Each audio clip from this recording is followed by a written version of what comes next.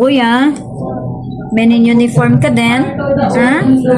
So, ang binigay sa'yo ng driving school certificate mo ay 3. Yun lang kasi ang pwede nating ibigay sa bagong apply ng non-professional. Hindi kagaya dati, yung old system, 5 months old ang SP mo, pwede ka diretso pro. Ngayon, kahit na malapit na mamatay ang SP mo, non-pro pa din, ha? Yes, ma'am. So, dahil 3 yan, paliwanag ko lang, A is para sa motorsiklo. A1 is motorsiklo na may sidecar. Okay? B ay light vehicles na hanggang 7 lang ang pasahero. So, nakalimit ka lang doon. So, paano ba natin malaman na light siya? Yun yung mga sasakyang hindi lalampas ang gross vehicle weight ng 5,000 kilograms. Ha?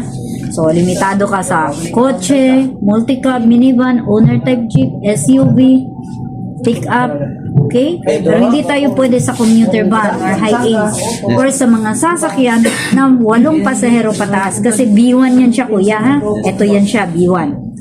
B2, yun yung commercial vehicles katulad ng bonnet, bongo, or government for hire. So, hindi rin siya pwede. Para ito sa professional.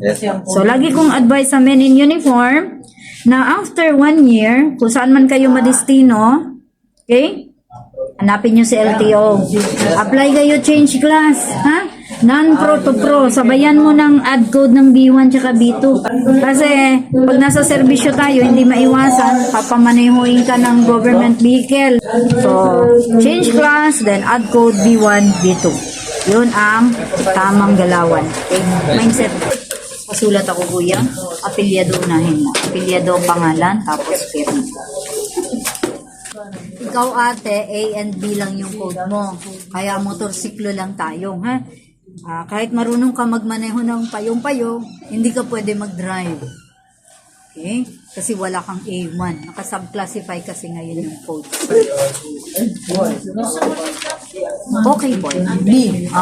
Meron ka ng B. A at saka B yung code mo. Hindi.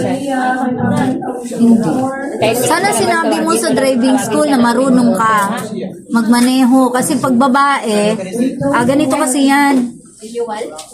Napapagalitan ko kasi yung mga driving school. Kasi porket kilala nila or ano, kahit na hindi marunong, binibigyan nila lahat. So pagdating dito, nagtatanggal ako.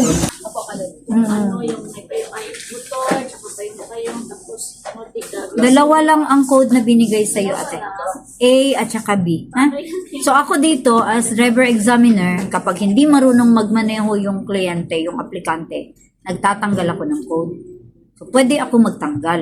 Pero hindi ako pwede magdagdag. Doon talaga ako mag-base sa kung ano yung code na binigay.